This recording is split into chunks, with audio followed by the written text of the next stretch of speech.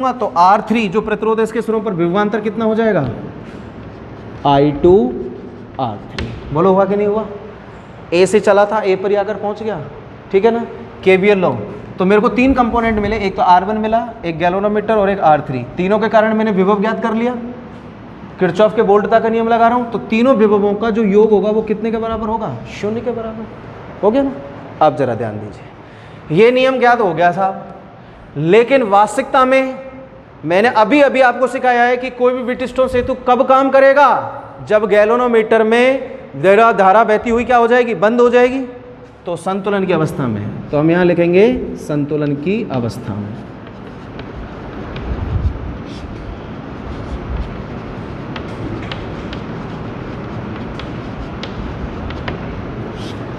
संतुलन की अवस्था में Ig बराबर 0 होगी कि नहीं होगी भाई? गैल्वेनोमीटर में धारा बहती बंद होगी तभी तो Ig का मान 0 होगा, क्योंकि Ig गैल्वेनोमीटर की धारा ही तो है।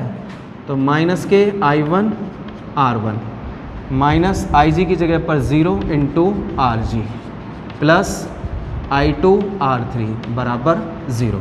बेटा मेरे पास फंक्शन बचेगा माइनस I1 R1 प्लस के I2 R3 बराबर 0। इसका ट्रांसफ़र कर देंगे और जैसे इसका ट्रांसफ़र कर देंगे तो हमारे पास वैल्यू आ जाएगी I1 R1 बराबर में I2 R3। आ गई भाई, ठीक है। और इसको मैंने दे दिया समीकरण नंबर 1। क्लियर?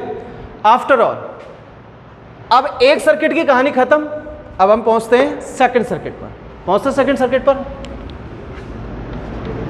जैसे ही सेकंड सर्किट पर पहुंचेंगे तो सेकंड सर्किट का नामांकन देख लीजिएगा, B C D B, B C D B।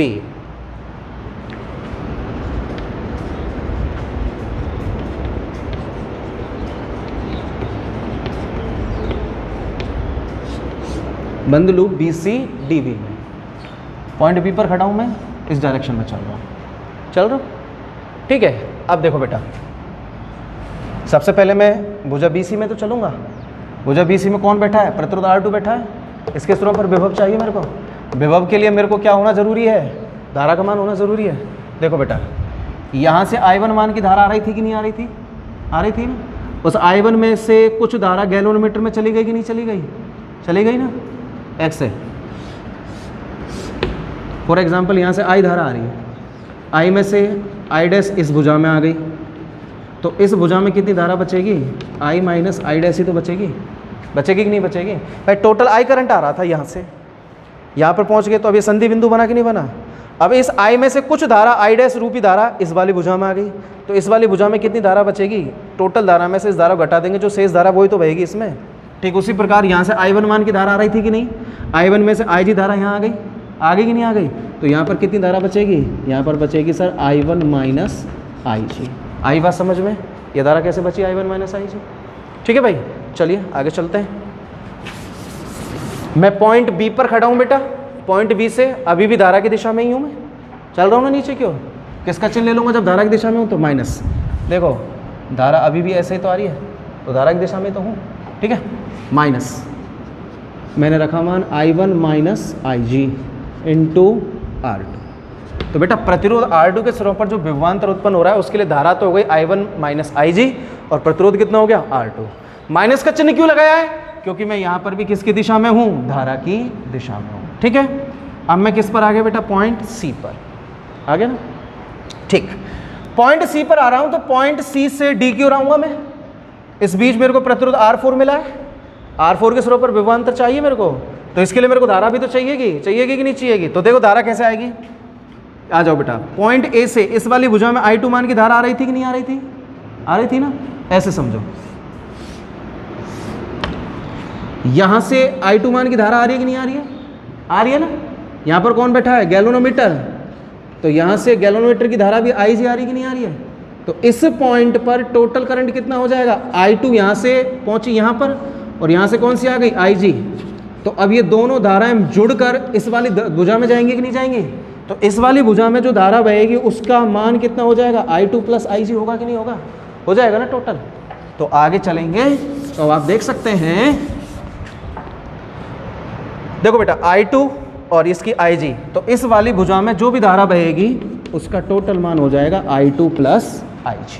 Okay बेटा, आप आ रहे हो यूं, धारा जा रही है यूं, तो धारा की विपरीत दिशा में किसका चिन्ह लेंगे? प्लस का।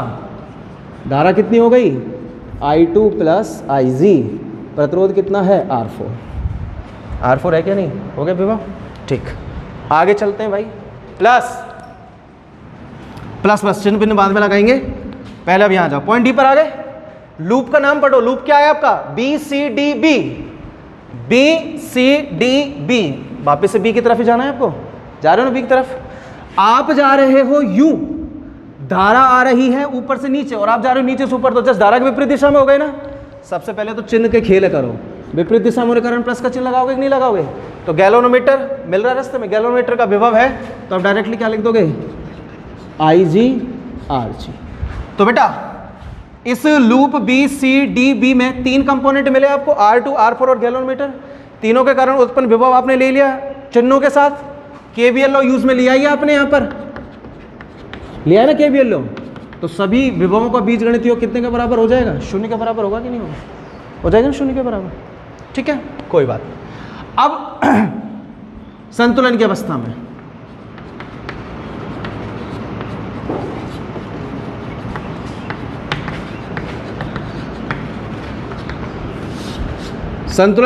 में IG बराबर 0 होगा कि नहीं होगा? IG का मान 0 कर दो, तो देखो बेटा माइनस I1 बचेगा यहाँ पर, तो IG खत्म 0। डायरेक्टली मैंने क्या लिख दिया? R2 प्लस यहाँ पे क्या बच रहा भैया? I2, क्योंकि IG की जगह 0 रखूंगा तो I2 प्लस 0 बराबर I2 गुणा में R4 प्लस IG की जगह 0 इंटू RG बराबर 0। तो देखो minus I1 R2 plus I2 R4 और ये तो 0 हो जाएगा बराबर 0। ये नेगेटिव है ना, पक्षांतरण कर दो, क्या बन जाएगा? I1 R2 बराबर में I2 R4। समीकरण नंबर 2 आ गया भैया। तो अब 1 को 2 से डिवाइड कर दीजिएगा। समीकरण नंबर 1 में 2 से भाग देने पर, 1 में 2 से भाग देते हैं। आइए, I1 R1 बटे में I1 R2, I2 R3 बटे में I2 R4। आ गया ना? I1 से I1 गया, I2 से क्या गया? I2। क्या बचेगा आपके पास? R1 बटे में R2 बराबर R3 बटे में R4। ये वो फंक्शन है जिसकी सहायता से हम किसी भी अज्ञात प्रतिरोध के मान की गणना कर सकते हैं। उम्मीद करता हूँ आपके समझ में आया होगा। ठीक है, थैंक यू। बाकी की जानकारी आपको अगली क्लास में दे दी जाएगी।